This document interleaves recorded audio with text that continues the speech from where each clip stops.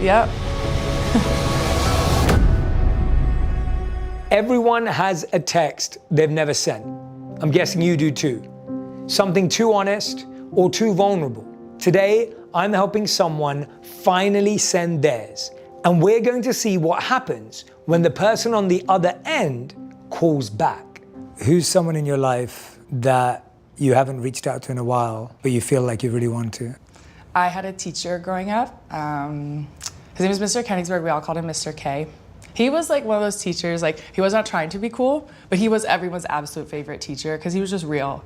You're like, that's like a person who found what they were meant to do in life. He was my English teacher, and like writing English was always probably the only thing I was really good at. And then also we worked together on the school newspaper, and I for years wanted to reach out to him, but like, yeah, I haven't kind of told him where I've ended up. It seems like you have so much love for him. Mm-hmm. What's been blocking you or stopping you from reaching out? I think I was waiting for the moment that I could prove to him that he was right. Like, I wanted to wait till I found a certain level of success, especially in writing, because that's been the career I've been pursuing. But there was just, I kept feeling like, let me just wait till like next year. Let me just wait till like, oh, maybe I get this job. It almost seems that you're trying to become enough for the person who always saw you as enough. Isn't that funny? Yeah, 100%. There's something Hay said that I want you to sit with for a second. She said she's been waiting to feel successful enough to reach out to her teacher. 15 years, and she still doesn't feel like she's there yet. I think a lot of us do this. We treat gratitude like it requires a resume, like you have to earn the right to say thank you. Like the person who believed in you needs proof that their belief was justified before you're allowed to go back and acknowledge it. But think about what that actually means.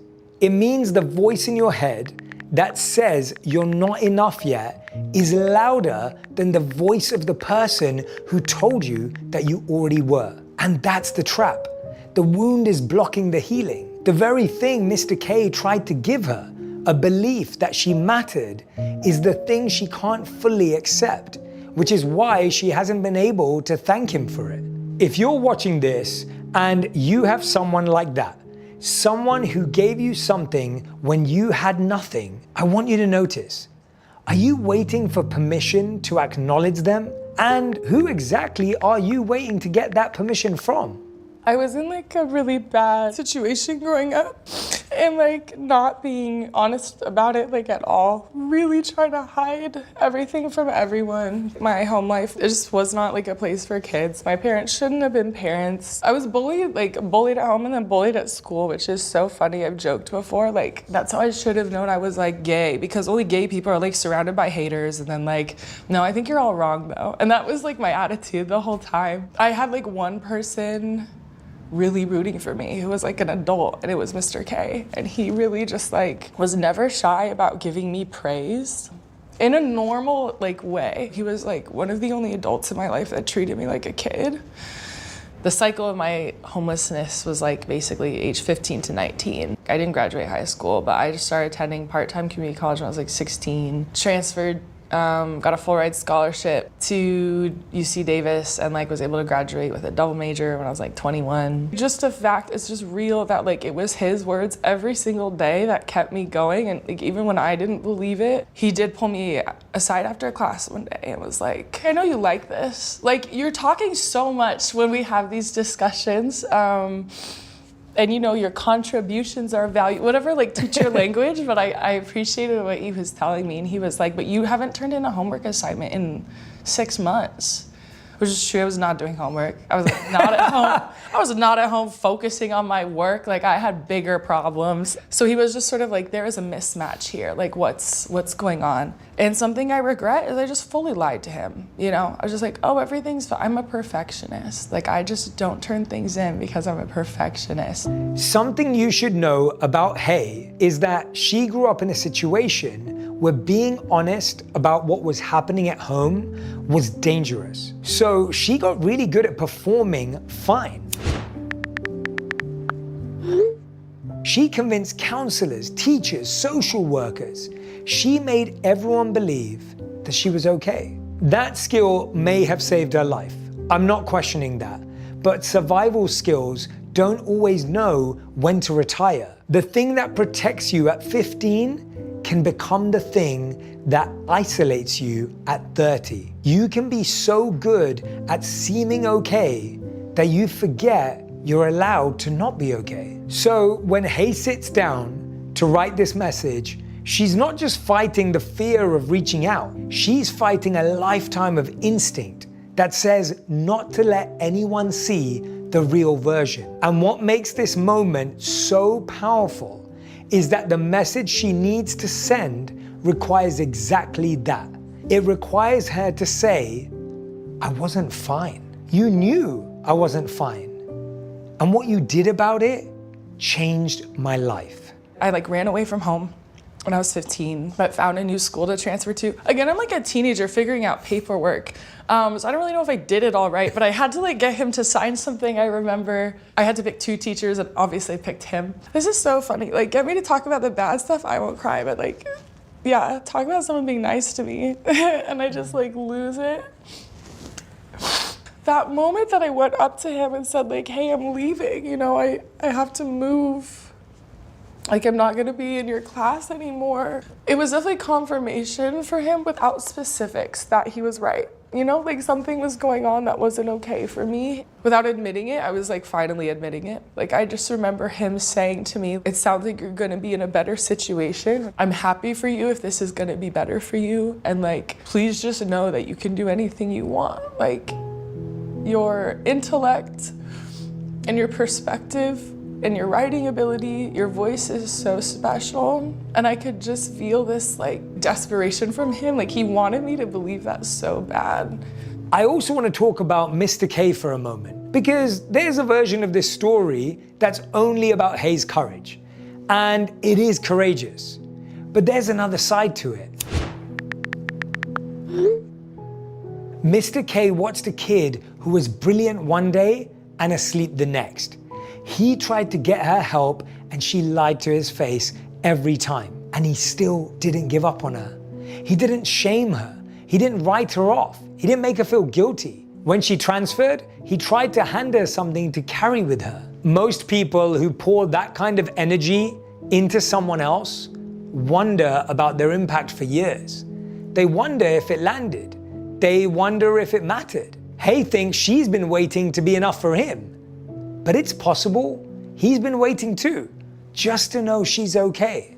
Hey, I'd love to give you the space and opportunity because I feel like you're feeling everything that you'd possibly want to feel. It sounds like you're ready. It sounds like this is something you could keep pushing off for months and years and decades. But it feels like you and your heart want to do this right now. Mm-hmm. I don't want to wait anymore. Okay. Hey, what's up, Mr. K? It's should I say how are you? If that's what you want to say, I don't think there's a right or wrong. I don't think it's about sending a perfect message. I think it's about sending a real one. Okay. And think about what's the one thing you really need him to know.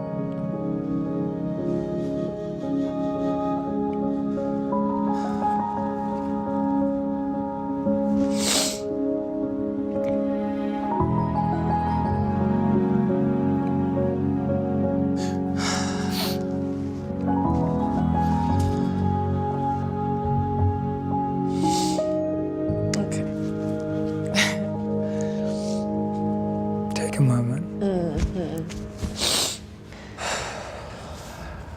So, hey, can you read the message out loud for me, please, before we send it? I'm writing to you because for years I've been wanting to tell you the great impact you had on me while I was your student. I need to apologize because I lied to your face. I refused to be honest with you and fully accept your help because I was still too protective of the abusive situation I was living in at home. There were nights when I had nowhere to sleep and nothing to eat, and no one even checking in on me or holding me to any expectations. But I want you to know it was your words echoing in my head literally daily, sometimes multiple times on repeat, that kept me going. I would not be here today without your words and support. I may not even be alive. Thank you for what you did for me and so many other kids.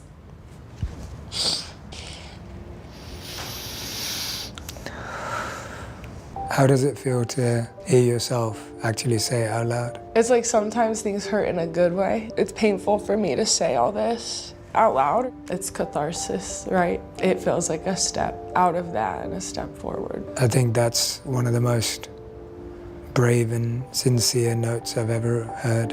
Do you feel like you're ready to send it? Yeah, I might have like one typo real quick. How messed up would that be if I was like, oh, you made me a great writer, and then it's like full of autocorrects? Come on. Once you find Mr. K on your phone, when you're ready, press send.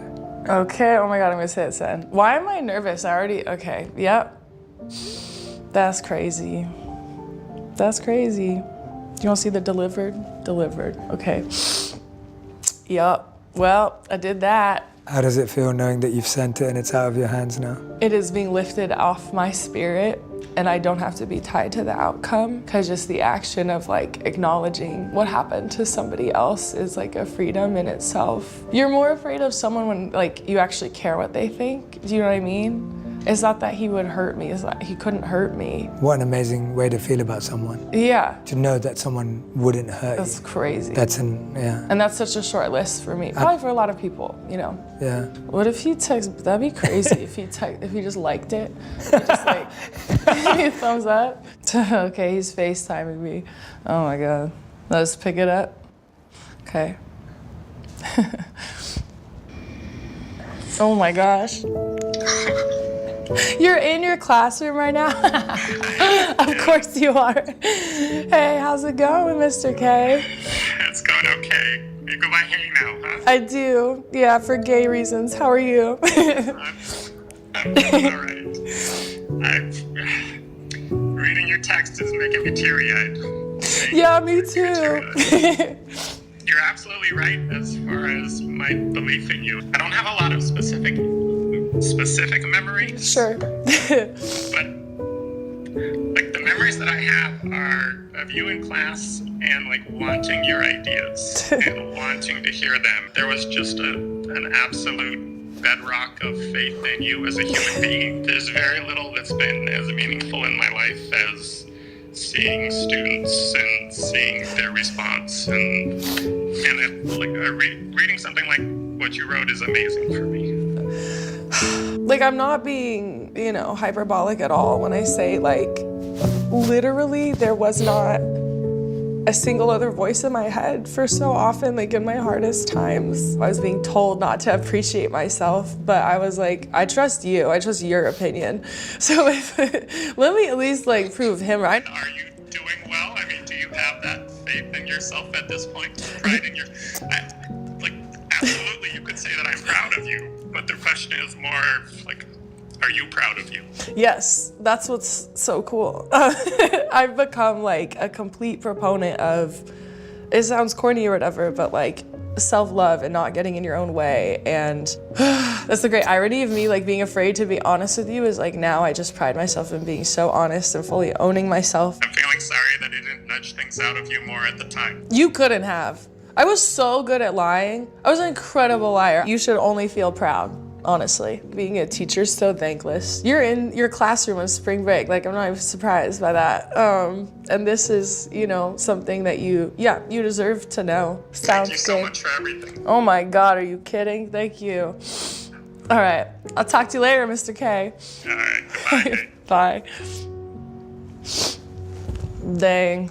It's beautiful, very happy. Wasn't that? Just to watch your interaction. Oh my God, that was like, this is like some Hollywood realness. I literally feel like I'm dreaming right now. This is like a nice dream I would have. Hay spent 15 years carrying a message she thought she hadn't earned the right to send. 15 years of waiting to become enough for someone who already thought she was. And the thing that gets me is the message was never really about proving anything to someone else. It was about telling someone the truth. That's all it was. What you did mattered. I carried it with me. Thank you. If there's someone in your life who gave you something like that, a teacher, a coach, a neighbor, anyone who believed in you before you believed in yourself, You don't have to wait until you've earned it. You've already earned it. You earned it by carrying it this far. You already are enough. Send the message.